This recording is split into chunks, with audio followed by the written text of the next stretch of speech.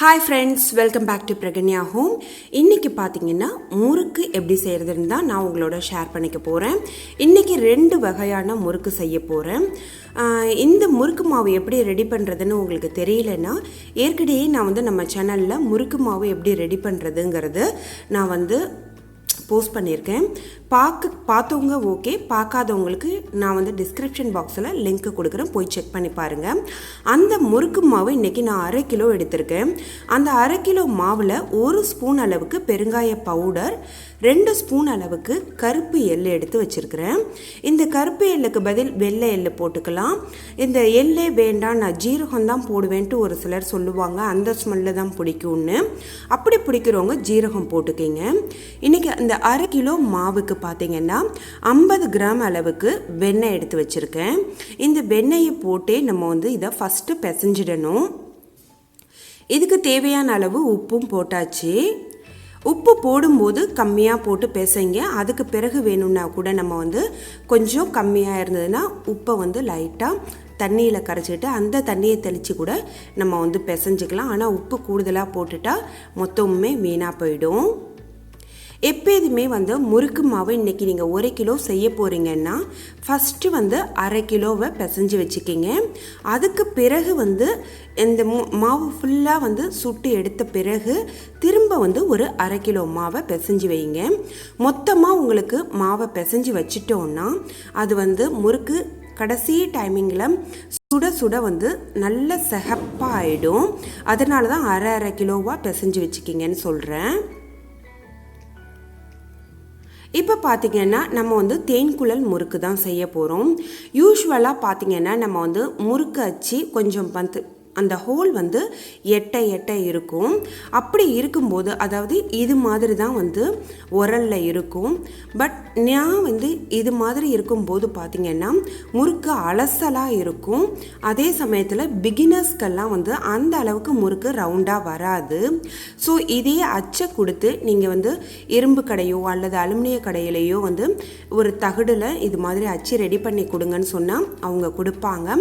இதுக்கு பார்த்திங்கன்னா 5லேருந்து 10 ரூபா தாங்க செலவாகும்.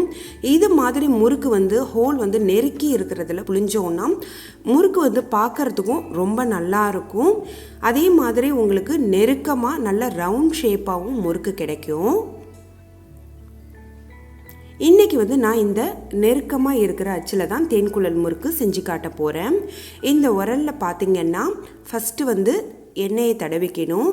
அப்போ தான் மாவு போட்டால் உங்களுக்கு இதில் ஒட்டாமல் இருக்கணுங்கிறதுக்காக நான் ஃபஸ்ட்டு எண்ணெயில் அப்ளை பண்ணிக்கிறேன். இப்போ முறுக்கு உரலில் ஃபுல்லாக மாவு வைக்காமல் 3/4 அளவுக்கு வச்சு இது மாதிரி ஜார்னியோ அல்லது பிளேட்டோ அதில் எண்ணெய் தடவிட்டு ஒவ்வொரு முறுக்காக நம்ம போட்டு எடுத்துடலாம். ஜார்னி தான் இதில் ஈஸியாக இருக்குங்க. கொஞ்சம் ஜார்னி எடுக்கிறதே பெரிய ஜார்னியாக எடுத்துக்கிட்டோன்னா நமக்கு ரொம்ப ரொம்ப ஈஸியாக இருக்கும்.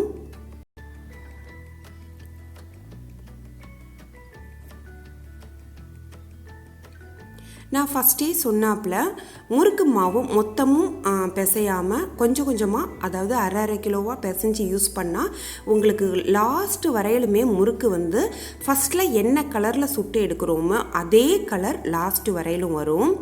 ஏன்னா மாவு புளிக்காமல் இருக்கும். புளிச்சிடுச்சுன்னா தான் அந்த முறுக்கோட கலர் மாறிடுறது. இந்த டிப்பெல்லாம் கண்டிப்பாக உங்களுக்கு யூஸ்ஃபுல்லாக இருக்கும்னு நான் நினைக்கிறேன்.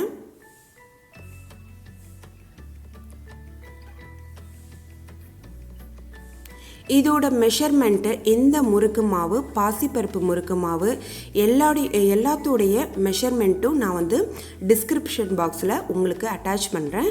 உங்களுக்கு தேவைப்பட்டால் போய் பாருங்கள்.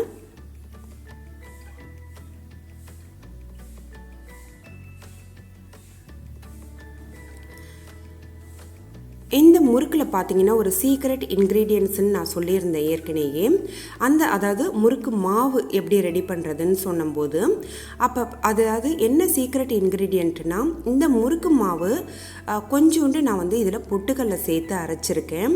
அந்த பொட்டுக்கல்லை சேர்த்ததுனால உங்களுக்கு முறுக்கு பார்த்தீங்கன்னா நல்ல கரன்னு மொறுன்னு 2 மாதம் ஆனாலும் இந்த முறுக்கு நமத்து போகாமல் இருக்கும்.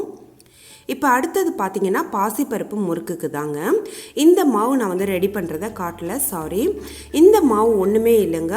நம்ம சாதாரணமாக பச்சரிசியை முறுக்கு அரிசியை மட்டும் உளுந்து போடாமல் மிஷினில் கொடுத்து அரைக்கும் போது நான் வந்து 4 டம்ளருக்கு 1 டம்ளர் முறுக்குக்கு உளுந்து சேர்த்தேன்.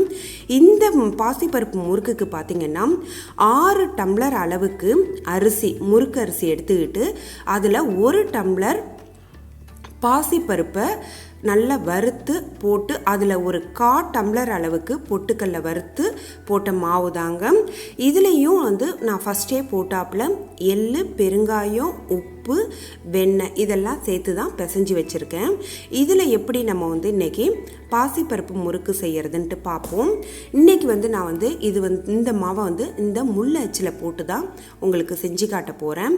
இது வந்து ரொம்ப ரொம்ப ஈஸிங்க. இந்த பாசிப்பருப்பு முறுக்கு பார்த்திங்கன்னா ரொம்ப ரொம்ப வாசமாகவும் சூப்பராகவும் இருக்கும்.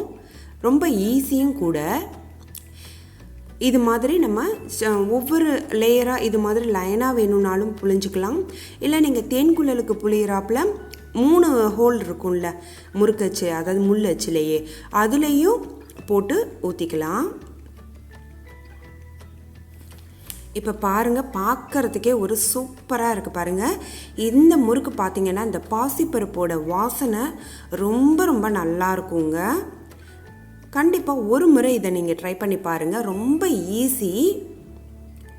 பாருங்கள், தேன்குழல் முறுக்கும் ரெடி ஆகிடுச்சு. நம்ம வந்து அந்த கிட்ட அச்சு இருந்ததுனால தான் இந்த அளவுக்கு நெருக்கமாக பார்க்குறதுக்கு நல்லா இருக்குது. இதுவே எட்டையாக இருந்ததுன்னா உங்களுக்கு வந்து முறுக்கு வந்து அலசலாக இருக்கும்.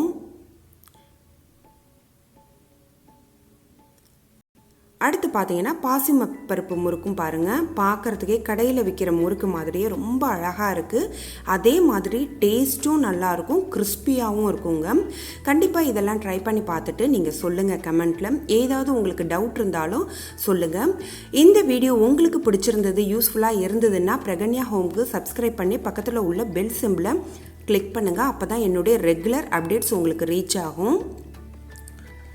உங்கள் ஃப்ரெண்ட்ஸ் அண்ட் ரிலேட்டிவ்ஸ்க்கு ஷேர் பண்ணுங்கள், லைக் பண்ண சொல்லுங்கள். தேங்க்ஸ் ஃபார் வாட்சிங் ஃப்ரெண்ட்ஸ். பாய்.